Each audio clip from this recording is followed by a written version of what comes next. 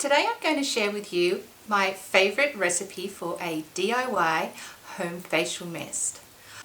Facial mists are a wonderful addition to your beauty and skincare routine. What a lot of people don't realise is that adding moisture to your skin before adding your beauty product or anti-aging moisturiser or serum is that it helps the skin absorb the product a lot better. It's also wonderful in summer to cool down your skin, and it's lovely in winter if your skin is feeling dry. I'm definitely all about saving money and using natural products, which is why I prefer to make my own facial mist at home so I know exactly what I am adding to my skin. Two of my favourite products that I talk about all the time are aloe vera and coconut oil. I have another video over here that you can check out if you want to find out more about how I use coconut oil, and I will be doing more on aloe vera shortly. So let's get on with the recipe. First of all, you're going to need a spray mist bottle. I just like to recycle something that I have in the cupboard, a tablespoon of aloe vera gel. You can grow it in the garden and scrape it off and make it yourself, or you can buy a gel such as this. I love this. I keep it in the fridge and it's so wonderful on days when my skin is hot, or for anyone that is in premenopause mode where you get those hot flushes on your skin.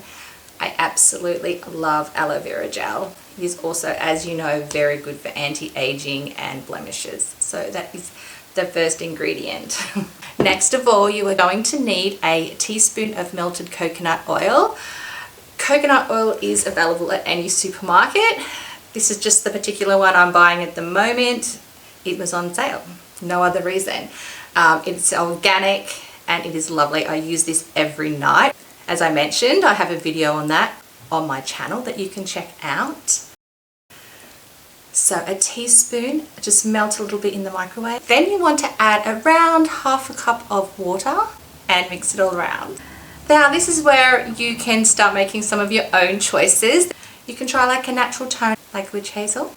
Look at adding other oils such as tea tree oil, lavender oil, jojoba oil. You can also look at buying vitamin E capsules, just pop them open and drop them into your spray. Then just give it a good old shake. I prefer to keep mine in the fridge. As I said, I love the cooling benefits. It's lovely on the back of your neck and it's wonderful to place on your skin during the day. Obviously, I love this because it is natural and it is cheap. Tell me in the comments if you do any DIY beauty product and have anything to share with the community.